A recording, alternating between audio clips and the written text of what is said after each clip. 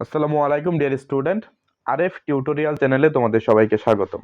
এই ভিডিওতে আমরা তোমাদের সপ্তম শ্রেণীর গণিত বইয়ের তৃতীয় অধ্যায় পরিমাপ এর অনুশীলনী 3 এর কিছু গাণিতিক প্রশ্নের সমাধান নিয়ে আলোচনা করব। তো চলো শুরু করা যাক।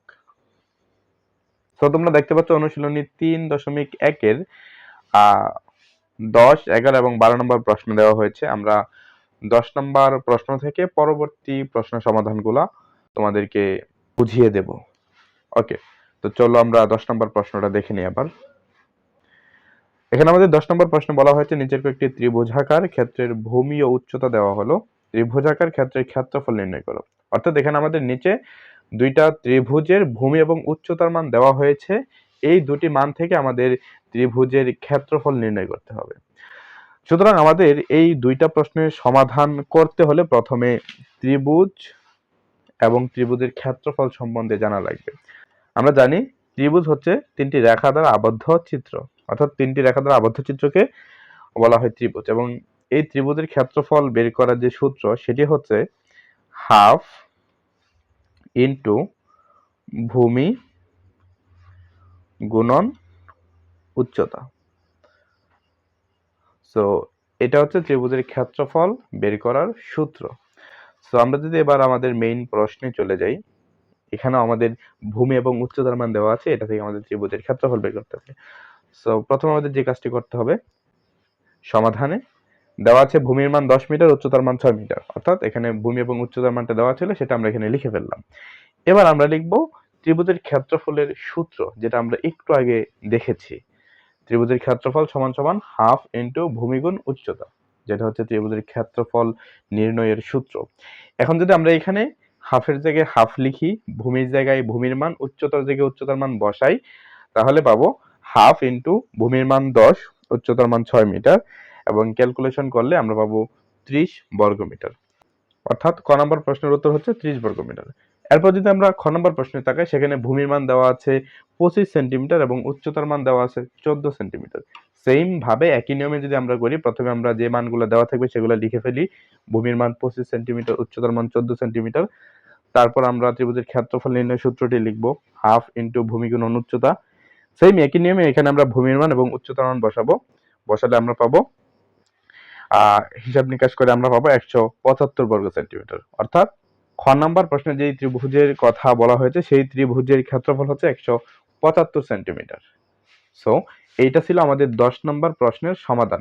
হোপফুলি তোমরা এটা বুঝতে পেরেছো। আমরা নেক্সট প্রশ্নে যাই। এই প্রশ্নে আমাদের বলা হয়েছে একটি আয়তাকার ক্ষেত্রের দৈর্ঘ্য প্রস্থের 3 গুণ এবং এর চারিদিকে একবার প্রদক্ষিণ করলে 1 কিলোমিটার হাঁটা হয়।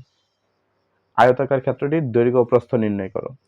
তো এখানে আমাদের প্রশ্নে আলটিমেটলি আমাদের যে আয়তাকার ক্ষেত্রটি সম্পর্কে বলা হয়েছে, সেই আয়তাকার ক্ষেত্রের দৈর্ঘ্য প্রস্থ নির্ণয় করতে হবে। তো তোমরা যারা জানো না যে আয়তাকার ক্ষেত্র বলতে কি, আমরা আগে প্রশ্নে যেমন ত্রিভুজ চিনেছি, যেখানে তিনটি বাহু দ্বারা আবদ্ধ একটি চিত্র ছিল যার নাম ছিল ত্রিভুজ, সেম ভাবে আয়ত হচ্ছে একটা চতুর্ভুজের নাম।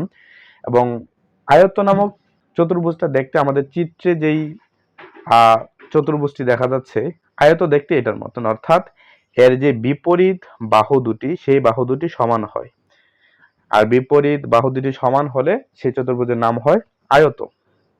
সো আমাদের প্রশ্নে যে আয়তের কথা বলা হয়েছে সেই আয়তের দৈর্ঘ্য প্রস্থ নির্ণয় করতে হবে। এবং আমাদের এখানে খুব ইম্পর্টেন্ট একটি তথ্য দেওয়া আছে, সেটি হচ্ছে বাগানের চারিদিকে একবার প্রদক্ষিণ করলে 1 কিলোমিটার হাঁটা হয়।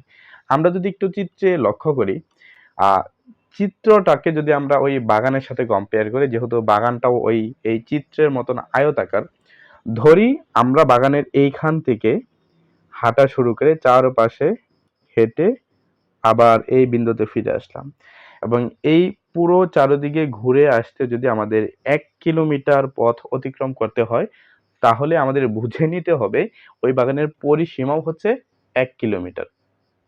এটা হচ্ছে আমাদের বুঝে নিতে হবে। তো আমরা যদি প্রশ্ন অনুসারে লিখি যে বাগানের পরিসীমা হচ্ছে 1 কিলোমিটার, 1 কিলোমিটারকে আমরা মিটারে কনভার্ট করলে সেটা পাবো 1000 মিটার। এরপর আমরা আমাদের এখানে বলা হয়েছে বাগানের দৈর্ঘ্য প্রস্থের 3 গুণ।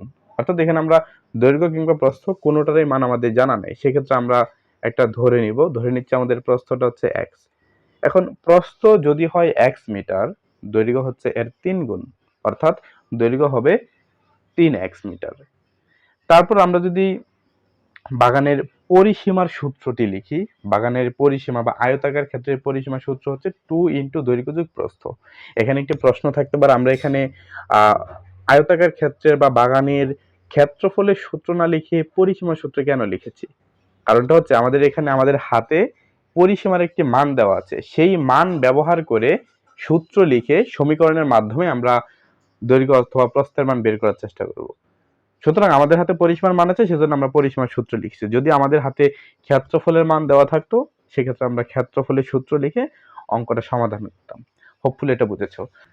এবং এইখানে যদি আমরা বাগানের পরিসীমার জায়গায় পরিসীমার মানটা অর্থাৎ 1000 লিখি এবং ডান পাশে সূত্রের অংশে 2 এর জায়গায় 2 লিখে দিব, এবং দৈর্ঘ্য যেহেতু আমাদের উপরে পেয়েছি 3x, দৈর্ঘ্যের জায়গায় 3x পরে প্লাস, এবং প্রস্থ আমাদের উপরে দেখতে পাচ্ছি সেটা হচ্ছে x মিটার, সেজন্য প্রস্থের জায়গা হবে x।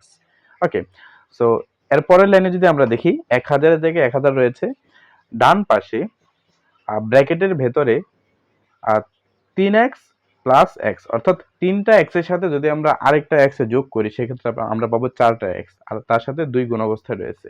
এবং এর পরের লাইনে 4টা x এর সাথে আমরা যদি ডান পাশে 2টা x গুণ করে দেই, 4 দুগুণে 8, অর্থাৎ 8x হবে। এবং এই ক্ষেত্রে আমরা শুধুমাত্র x কে রেখে 8 কে যদি বাম পাশে পাঠিয়ে দেই, সেক্ষেত্রে 8 1000 এর নিচে ভাগ হয়ে যাবে, অর্থাৎ সেক্ষেত্রে হবে 1000 ডিভাইডেড 8, এবং 1000 কে 8 দিয়ে ডিভাইডেড করলে আমরা পাবো 125। সুতরাং আমরা এখানে x এর মান পেয়েছি 125। এবং এইখানে যদি আমরা খুব ভালো করে লক্ষ্য করি, আমরা ধরে নিয়েছিলাম বাগানের প্রস্থ সমান সমান x মিটার, এবং x এর মান যেহেতু আমরা 125 পেয়েছি, তাহলে আমরা বলতে পারি যে বাগানের প্রস্থ হচ্ছে 125 মিটার। এখন বাগানের প্রস্থ যদি হয় 125 মিটার, দৈর্ঘ্য হচ্ছে তার 3 গুণ, অর্থাৎ দৈর্ঘ্য হবে 125 গুণন 3 সমান সমান 375 মিটার। সুতরাং দৈর্ঘ্য 375 মিটার ও প্রস্থ 125 মিটার। এই প্রশ্ন আমাদের বলা হয়েছে প্রতি মিটার 100 টাকা দরে 100 মিটার লম্বা ও 50 মিটার চওড়া একটি আয়তাকার পার্কের চারিদিকে বেড়া দিতে কত টাকা খরচ হবে।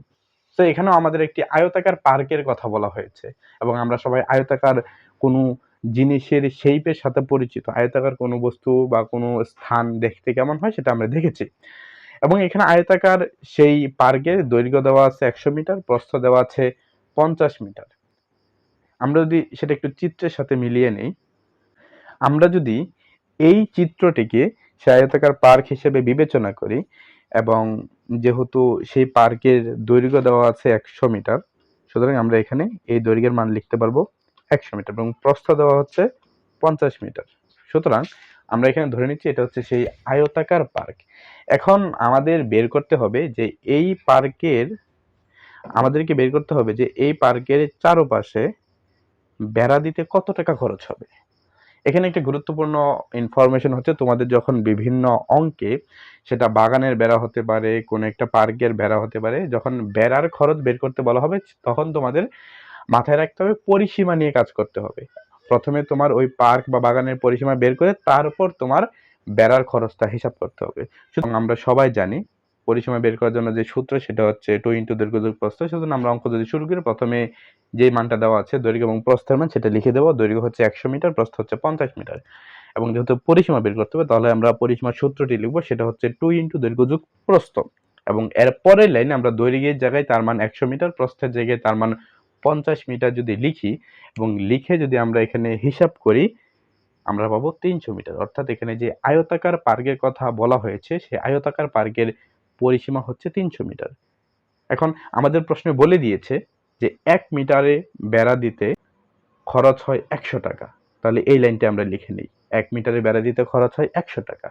এখন আমরা পরিসীমা পেয়েছি 300 মিটার, তাহলে আমাদের হিসাবটা হবে 300 মিটার নিয়ে। যদি আমরা পরিসীমা পেতাম 400 মিটার, আমাদের টাকার হিসাবটা, বেড়া দেওয়ার টাকার হিসাবটা করবো আমরা 400 মিটার নিয়ে। যদি আমরা পরিসীমা 500 মিটার পাই, সেক্ষেত্রে আমাদের বেড়া দেওয়ার খরচটা হিসাব করবো 500 মিটার নিয়ে। সুতরাং আমরা লিখতে পারি 300 মিটারের খরচ হয় 100 গুণন 300, এবং ক্যালকুলেশন করলে আমরা পাবো 30,000 টাকা। অর্থাৎ ওই পার্কের চারদিকে বেড়া দিতে টোটাল 30,000 টাকা খরচ হবে, এবং এটাই হচ্ছে আমাদের অঙ্কের সমাধানের উত্তর। সুতরাং বাগানের চারিদিকে বেড়া দিতে 30,000 টাকা খরচ হবে।